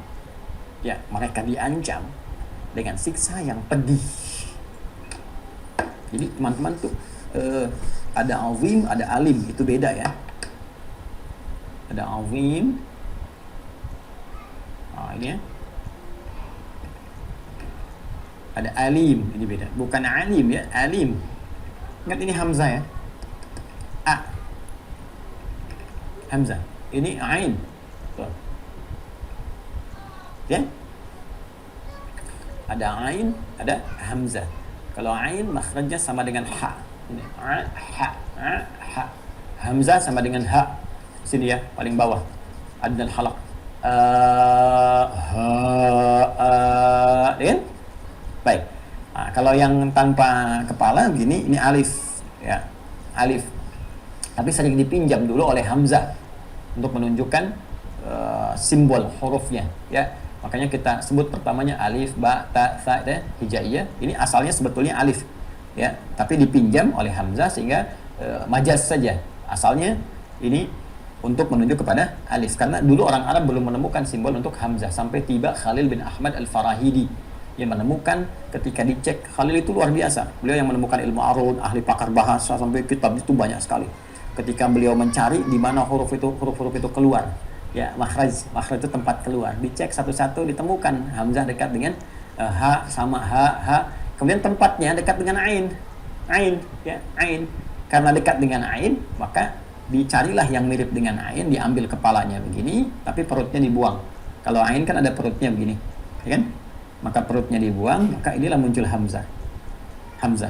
Ya, karena sudah kandung awalnya dekat dengan alif, ya, kekerabatan supaya tidak dipisahkan, maka ini disatukanlah ke sini untuk menunjukkan maknanya. Jadi kekerabatan yang tak terpisahkan antara hamzah dengan alif. Jadi kalau ada di sini kepalanya begini, ini bukan ain tapi apa? Hamzah. Nanti satu saat belajar ilmu aswad yang teman-teman STUH juga nanti akan belajar dengan saya di ilmu aswad dengan izin Allah Subhanahu wa taala. Kita nanti akan share apa yang telah saya pelajari. Ya, seperti kalau sudah ada alif ya. Nah, nanti yang menarik kenapa disebutkan 29 tapi dituliskan 28 huruf hijaiyah itu. Ya. Huruf hijaiyah itu disebutkan 29 tapi dituliskan 28 ya. Ini kan alif sudah jadi hamzah wasal, alif, ba, ta, sa. Sebetulnya yang disebut alif ini hamzahnya hamzah wasal ya, tapi kenapa di ujung kemudian nanti muncul lagi ada lam dengan alif, disebutnya lam alif, kok bisa tidak dengan la? Nah, itu nanti kita akan belajar di kajian ilmu aswad ya lain kali. Sekarang kesini dulu. Jadi kalau baca Quran, awas ya, yang ini yang ini azim, alim, bukan alim ya. Alim berilmu, mengetahui, maha mengetahui, alim pedih. Azim besar, dahsyat. besar, dahsyat. Di dua-duanya diawali dengan kalimat azab. Azabun azim, azabun alim. Ya, azabun azim, azim ditemukan di ayat ke-7. Pertama kali di Al-Qur'an disebutkan di ayat ke-7 surah Al-Baqarah. Quran surah kedua ayat 7. Khatamallahu ala qulubihim wa ala sam'ihim wa ala absarihim ghishawah wa lahum azabun azim. Ya, wa lahum azabun azim. Ini yang pertama. Jadi untuk orang-orang yang kufur, orang-orang yang menutup dirinya mereka ya terhadap Allah Subhanahu wa taala, jelas sudah nutup diri, hitam. Ya, putih dengan hitam gampang dibedakan. Ini sudah menutup dirinya sendiri. Maka ancamannya kalau tidak taubat, tidak kembali, adzabun azim. Orang munafik ya ancamannya walahum adzabun alim, bukan azim. Ya bima kanu yakdzibun. Gini, saya ilustrasikan. Perhatikan baik-baik. Saya akan coba bawakan kepada Anda misal seperti ini. Ini ada masker misalnya, ya. Masker seperti ini. Ya. Kalau masker ini saya ilustrasikan, saya ingin timpa tumbuk ya. Saya dengan ini tumbler nih. Ya, taruhlah ini visualisasikan saja batu misalnya, batu sekecil ini, lalu ditimpa begini. Ya kan? Seperti ini ya. Nah, sekarang perhatikan baik-baik. Benda yang sama ditimpa yang 100 kali besarnya dari ini, yang masanya pun 100 kali dari ini, beratnya, besarnya. Ya. Baik, kalau mau ilustrasi paling gampang, manusia ditimpa gunung. Tuh, ya. Manusia ditimpa gunung. Nah, itu namanya azim. Adzabun azim. Jelas?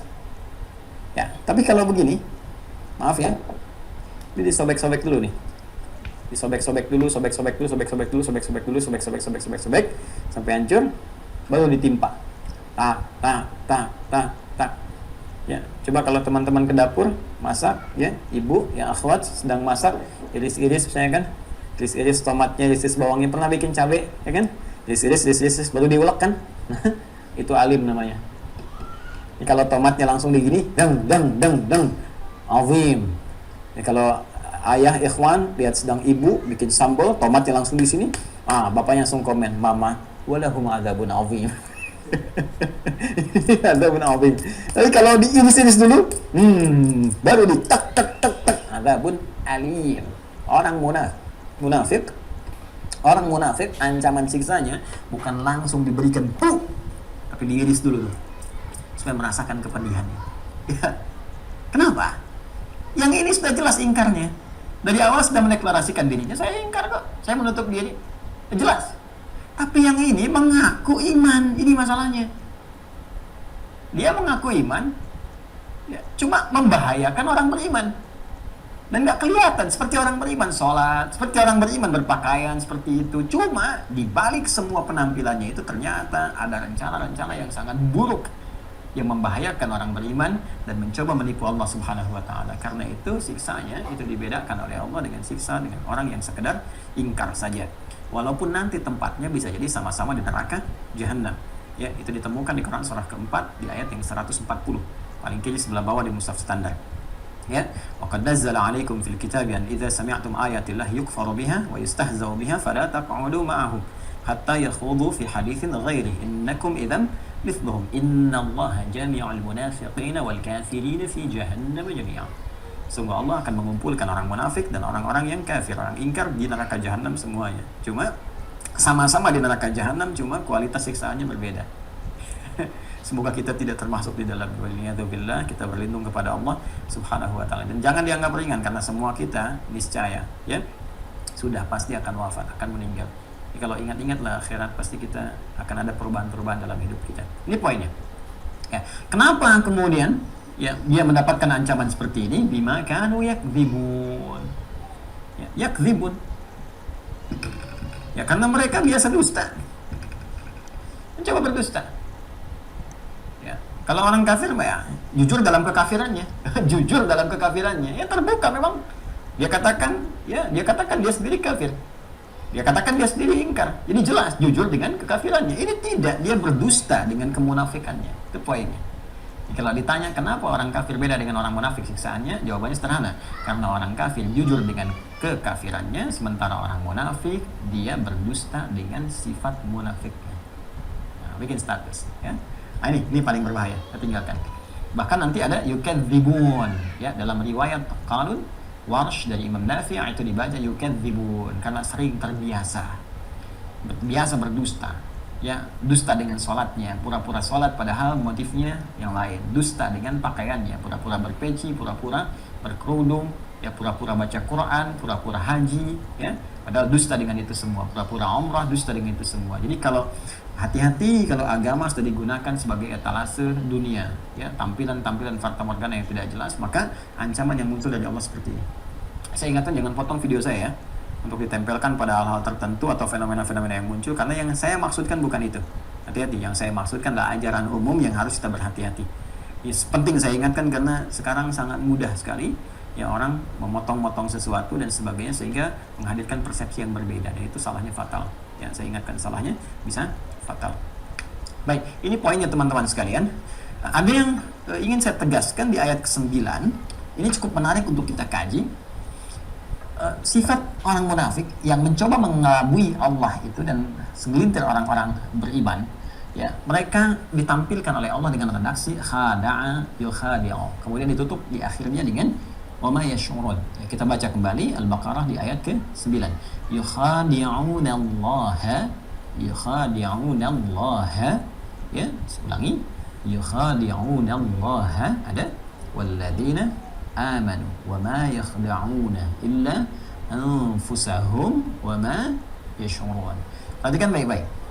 Di pertemuan lalu saya sampaikan khada'a dengan khada'a itu berbeda dari segi pemaknaannya, keluasan maknanya. Walaupun nanti dari segi infinitif kata asalnya itu memiliki kesamaan sama-sama dari kata khuda'ah, kan? Khada'a atau khuda'ah. Baik, yang satu nanti itu masih murni khada'a yakhda'u, yang satu mendapatkan penambahan satu huruf dengan alif, ya, dengan sighah atau mufa'alah, makna mufa'alah, fa'ala yufa'ilu, yaitu khada'a yukhadi'u. Secara letterlock kemarin telah kita jelaskan, ya, khada'a ada usaha untuk menipu. Khada'a yang menipu atau dia tertipu dengan dirinya sendiri. Karena itu kita terjemahkan kemarin yukhadi'unallaha. Mereka mencoba untuk menipu, mengelabui Allah Subhanahu wa taala. Wa ma yakhda'una illa anfusahum, padahal yang tertipu diri mereka sendiri. Wa ma yash'urun, tanpa mereka sadari. Nah, kemarin belum saya lengkapi dengan makna mufa'alahnya. Mufa'alah itu saling, ya, saling.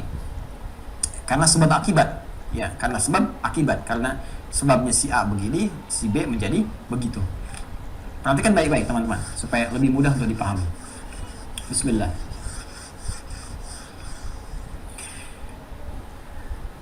Jadi kalau saya katakan begini,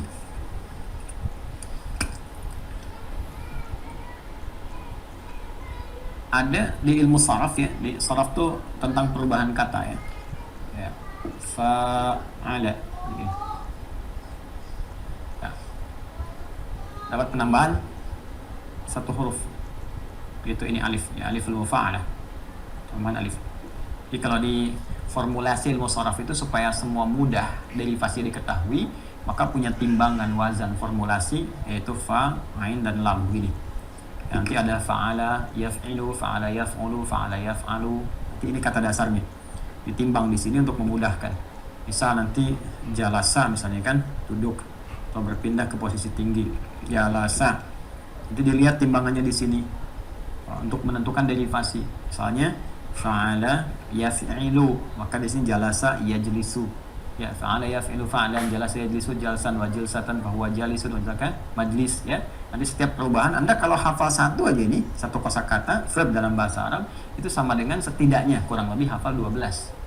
Ya, jalasa duduk, yajlisu akan duduk, jalisun orang duduk, majlisun tempat duduk, gampang kan? Jadi satu bisa hafal 12 kosakata.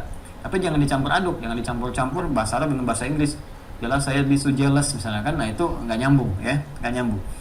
Nah ini kalau ditambah tambahan namanya mazid, ya, sulasi ini 3, sulasi itu 3, mazid ditambah tambah satu huruf di fa'ala yufa'ilu, tambah dua huruf tafa'ala yatafa'alu, ya, ada istaf'ala yastaf'ilu, ya, dan seterusnya. Nah, ini tambah satu huruf, maka maknanya ini bisa berubah dari awalnya, ada penambahan. Kaidahnya berbunyi begini, ziyadatul mabna tadullu ala ziyadatul ma'na. Jika bertambah dari kalimat itu satu huruf saja, maka ini menunjukkan perubahan maknanya, bisa meluas, bisa ada pendalaman dari itu semua. Ini penting sekali, ya. Contoh cepat, misalnya tadi, ya, kita turunkan dulu yang lain, teman-teman sekalian. Khasama, berselisih, ya. Khasama, menyelisihi, ya. Khada'a, menipu, mengelabui. Khada'a, berusaha untuk mengelabui, menipu. Nah, cuma di sini ketika ada penambahan alif, ya, setelah huruf pertama itu ada namanya mufa'alah. Mufa'alah itu ada dampak sebab akibat, karena sebabnya begitu ada akibatnya. Ya, sering diartikan dengan saling, padahal nanti maknanya tidak harus saling, tapi lebih cepat diartikan sebab akibat. Ya, contoh begini, khasama itu memusuhi. Ya, saya katakan gini, khasama, ya, khasama Zaidun Amran, kan? Amran. Ini, lihat baik-baik. Ya, ini kadang-kadang tambah bawah begini, ya, untuk membedakan dengan Umar. Perhatikan baik-baik. Khasama Zaidun Amran. Zaid, ya, menyelisihi, memusuhi Amr. Ya, perhatikan baik-baik. Ketika Zaid ini menyelisih atau memusuhi, tidak senang dengan Amr, bukankah terjadi hubungan akibat dari itu? Amr pun tidak baik hubungan dengan Zaid, kan? Dia seketika, kan? Baik, jadi ketika Zaid punya hubungan yang tidak baik, berusaha memusuhi dengan Amr dan sebagainya, maka respon dari Amr pun akan terpengaruh. Ya, bisa menjadi tidak baik dalam konteks yang umum sifatnya. Ya, ketemu akhirnya nggak nyapa, gitu kan? Akhirnya apa yang terjadi? Amr mau nyapa, nggak disapa sama Zaid, nggak dijawab sama Zaid. Lama-lama apa yang terjadi? Lama-lama jadi nggak nyaman. Maka akibat, sebab karena Zaidnya bersifat demikian, maka muncul akibat dari responnya Amr. Itu yang disebut dengan mufa'alah. Jelas, ya? Baik. Apa yang ingin saya sampaikan dengan ini? Yang ingin saya sampaikan, ketika orang-orang munafik mencoba menipu Allah, diksi Al-Quran yang digunakan menggunakan kata khada'a yukhadi'u, menggunakan formulasi ini. Khada'a yukhadi'u. Tuh. Khada'a yukhadi'u. Yukhadi'u, karena ini menggunakan formulasi ini, fa'ala yufa'ilu, mufa'ala, maka secara otomatis perbuatan yang dikerjakan oleh orang munafik yang mencoba menipu Allah akan mendapatkan akibat yang sampai dari Allah Subhanahu wa taala. Apa akibatnya? Di ayat 10 itu, walahum adzabun alim. Mereka diancam dengan siksa yang pedih. Jadi kalau ditanya kenapa Allah menyiksa mereka dengan siksa yang pedih? Sebabnya karena mereka ini mencoba menipu Allah, berbuat yang tidak pantas dan tidak pernah taubat. Jadi perhatikan, ya, antara pernyataan ayat 9 dijawab di ayat ke-10 dan sebab akibatnya ditemukan dalam satu kata saja. Itulah pentingnya belajar bahasa. Ya. Jadi ketika Allah menetapkan ancaman untuk mereka, bukan karena Allah ingin mengancam, karena perbuatan mereka, karena Allah dengan sifat rahimnya lebih banyak memberikan peluang kepada hamba untuk mendapatkan kasih sayangnya dibandingkan meraih azabnya, karena rahmat Allah berada jauh di atas siksaannya. Kecuali kalau hambanya memang pengen disiksa, itu masalahnya. Ya, sedangkan rahmat Allah sudah ditawarkan. Jadi kalau ada orang munafik diancam dengan siksaan tadi, yang disalahkan jangan Allah, karena memang hukumnya sudah begitu, karena sebabnya mereka berbuat seperti itu. Ya, wa ma yash'urun, dan mereka tidak menyadari kalau mereka itu sedang salah, harusnya ngoreksi diri gitu. Ya, di Quran itu ada redaksi la yash'urun atau ma yash'urun, ada redaksi la yaqilun, ada redaksi la ya'lamun. Itu berbeda. Ya, di Al-Baqarah 170 misalnya la yaqiluna. Ya, walau kana aba'uhum la yaqiluna syai'an wa la yahtadun, wa idza qila lahum ittabi'u ma anzalallahu qalu bal nattabi'u ma alfayna ay wajadna ma alayhi aba'ana. Ya, walau kana aba'uhum la yaqiluna syai'an, la yaqilun. Di ayat 104 di Al-Maidah menggunakan la ya'lamun. Walau kana aba'uhum la ya'lamun. Ya, jadi ada la yaqilun, la ya'lamun, la yash'urun. Apa bedanya? Ya, kalau syu'ur itu dengan indera perasa. Makanya dari sya'ara yash'uru, syu'uran itu perasaan, rasa. Jadi indera perasa yang dimaksudkan itu secara fisik indera kita, yaitu ada telinga pendengaran, kan, mata penglihatan, kulit untuk merasakan dan sebagainya. Ya, makanya kalau misalnya gini, saya tiba-tiba saya sedang ceramah begini, tak sadar misalnya, tak sadar teman saya, sahabat saya misalnya Ahmad ada di belakang saya. Nah, maksud saya katakan, wallahi ana la asyur anna Ahmad wara'ayana. Saya nggak sadar ternyata Ahmad ada di belakang saya misalnya. Ada syara yash'uru. Nggak sadar di sini maksudnya apa? Saya nggak lihat dengan pandangan saya dia ada di sini. Saya nggak dengar suaranya, kan? Jelas ya sampai di sini teman-teman sekalian? Baik, kalau la yaqilun itu akalnya, fungsi akal, fungsi nalarnya itu yang tidak digunakan. Ya, itu yang tidak digunakan.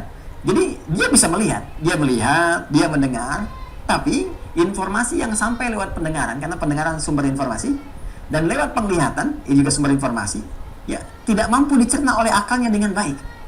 Ya, dengan unsur kesengajaan kalau buruk.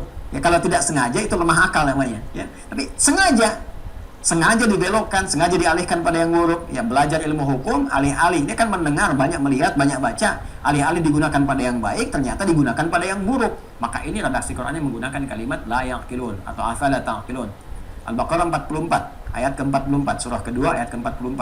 Atamuruna an-nasa bil birri wa tansawna anfusakum wa antum tatluna al-kitab. Ya, afala taqilun. Kamu pandai menyuruh manusia untuk berbuat suatu kebaikan, merintahkan dia A, B, C dan sebagainya. Ya, tapi kamu nggak ngerjakan. Sementara kamu tahu itu, kamu sering baca, kamu tahu, kamu dengar infonya. Afala taqilun, di mana otak kamu, di mana akal kamu? Ya? Jadi kalau la yash'urun, ya, atau ma yash'urun, itu artinya nggak sadar dengan apa yang mereka kerjakan itu padahal salah, ya kan? Baik, atau dengan akibat yang mereka terima. Ya, kalau la yaqilun artinya indahnya tidak digunakan, ya, atau indahnya digunakan tapi akalnya tidak mencerna itu dan diarahkan pada yang buruk. Kalau la ya'lamun itu lebih dahsyat lagi, seakan-akan akalnya memang tidak berfungsi. Jadi indah tidak digunakan, akal tidak digunakan, dan seakan-akan Allah mengatakan nih, fungsi kalian semua ini apa? Seakan-akan akal nggak ada fungsinya. Ya, tidak ada beda dengan binatang dan sebagainya. Itu celaan yang sangat dahsyat, Jadi ketika mereka mengatakan di Al-Maidah ayat 104, hasbuna ma wajadna alaihi aba'ana, kami nggak mau kok dakwahnya Muhammad SAW, sudah cukup bagi kami apa yang kami dapatkan dari nenek moyang kami. Nah, karena mereka sudah cukup, ya, dijawab oleh Al-Quran, walau kana abahum la ya'lamuna syai'a. Gimana kalau nenek moyang kamu tuh akalnya nggak berfungsi? Itu lebih dahsyat karena mereka menggunakan hasbuna, cukup bagi kami. Mereka aja nggak ada akalnya kok kamu ikutin. Ya, mirip-mirip orang yang mengatakan misalnya, ya ada ajakan tertentu, ayolah ikut sini aja, daripada sholat mendingan kita ngerjain ini nih. Kamu ini tahu nggak? Sholat itu bagus buat kamu. Udahlah, saya juga udah tahu nih. Dari dulu kami itu disuruh bukan ngerjakan sholat, kerjakan ini nih. Dari dulu kakek moyang kami. Maka ada bahasa kita. Tahu nggak, kakek moyang kamu aja nggak pintar. Kakek moyang kamu aja nggak ngerti, masa kamu mau ikutan nggak ngerti? Itu maksudnya. Nah, apa yang ingin saya sampaikan? Yang ingin saya sampaikan, orang-orang munafik ketika disebut oleh Allah, mereka mencoba menipu Allah. Dan karena sebab itu mereka mendapatkan akibat ancaman dari itu, dan kalimatnya menggunakan wa ma yash'urun, bukan wa ma yaqilun, bukan wa ma ya'lamun. Kenapa? Karena mereka sadar dengan akalnya. Mereka gunakan akal mereka, dipengaruhi oleh penyakit hati, hatinya masuk ke dalam akalnya, maka digunakanlah akalnya dengan penyakit, arahan penyakit tadi untuk mengelola sumber informasi pada nilai-nilai keburukan. Ini yang fatal. Mereka mengira dengan itu mereka akan mendapatkan keuntungan, tapi tanpa sadar. Itu tak terlacak oleh indera pendengaran mereka, oleh penglihatan mereka, bahwa di balik itu badai ancaman Allah sedang disiapkan untuk menghantam mereka. Kecuali mereka bisa adakan perisai dengan semua itu dengan menggunakan taubat untuk kembali kepada Allah. Jelas ya? Jadi inilah kenapa Allah menggunakan kalimat wa ma yash'urun, bukan menggunakan kalimat wa ma yaqilun atau wa ma ya'lamun, karena mereka sendiri mengelola semua itu dengan akalnya tapi diarahkan pada yang buruk. Dan Allah ingin memberikan sifat ketika azab itu datang, maka sudah tidak akan tersaring lagi oleh penglihatan mereka saking dahsyatnya, dan tersaring oleh pendengaran mereka saking dahsyatnya. Kalau sudah masuk neraka, maka pendengaran, penglihatan nggak berfungsi lagi, langsung datang seketika, boom, selesai. Ya, ini yang paling berbahaya. Nah, sekarang pertanyaannya, jika ada yang terkontaminasi dengan semua itu, adakah jalan untuk berubah? Dan di manakah sifat kasih dan sayang Allah yang memberi kesempatan seorang hamba untuk berubah? Apakah dibiarkan orang munafik larut dengan kemunafikannya sampai dia kemudian wafat dalam keadaan munafik, dan kembali kepada Allah dengan ancaman yang sangat dahsyat, atau masih ada peluang bagi dia untuk kembali pada jalan-jalan kebaikan. Ini menjadi penting untuk kita uraikan, karena ini jadi jalan yang terang untuk meninggalkan sebuah perbuatan kotor dengan jaminan-jaminan baik dan mulia yang telah Allah siapkan. Ini penting ya bagi teman-teman, hati-hati nih ya, termasuk yang ikut-ikut dengan kajian kami pula. Sekali lagi, kajian saya terbuka untuk siapapun ya, untuk siapapun.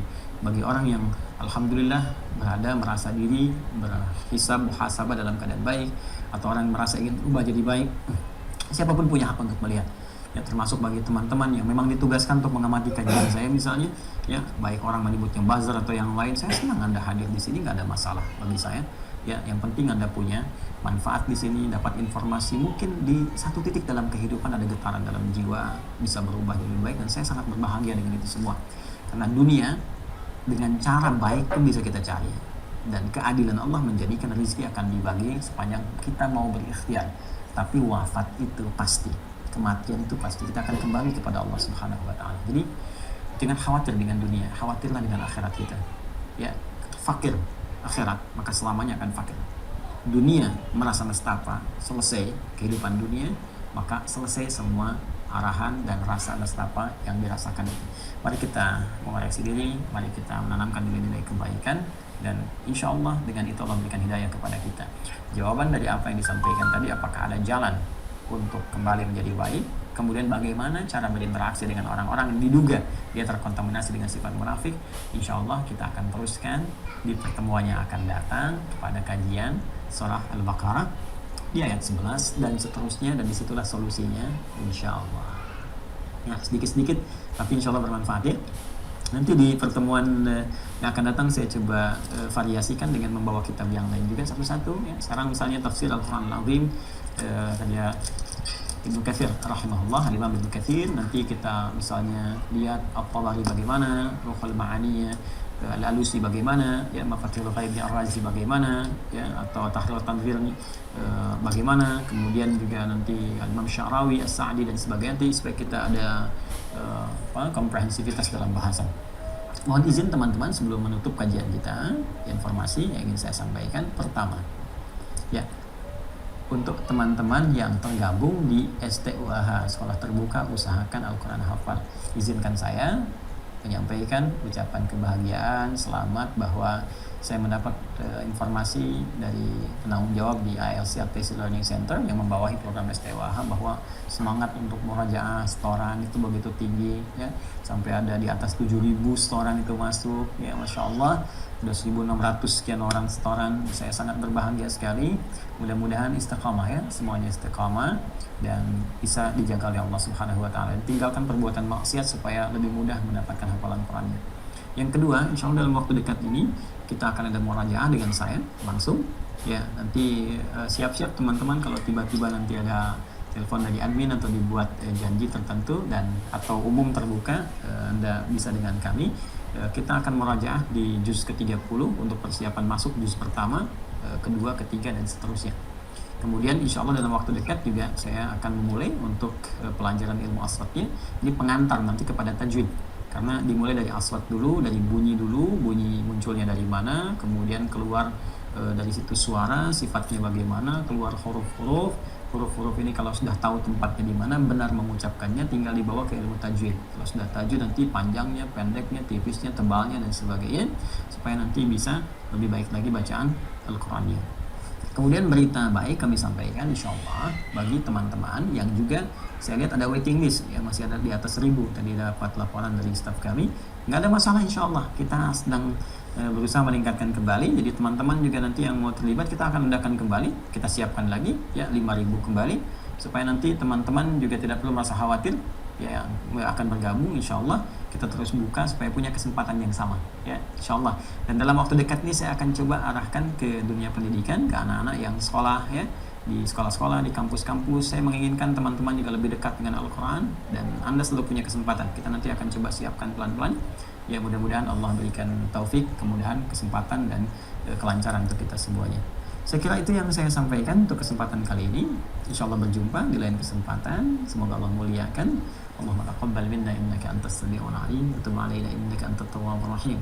اللهم اجعلنا من أهل القرآن واجعل القرآن صحيبا لنا في الدنيا وشفيعا لنا في الآخرة يا أرحم الراحمين. اللهم وفقنا يا الله وخذ صفوفنا وجدد من التفرقة. اللهم بارك لنا يا الله، بارك أندونيسيا بلدتنا يا الله، واجعلها بلدة طيبة أنت ترضاها. ربنا آتنا في الدنيا حسنة وفي الآخرة حسنة وقنا عذاب النار بفضلك سبحان ربك رب العزة عما يصفون وسلام على المرسلين وآخر دعوانا سبحانك اللهم وبحمدك أشهد أن لا إله إلا أنت نستغفرك وأتوب إليك. Alhamdulillahirabbil alamin. Wassalamualaikum warahmatullahi wabarakatuh.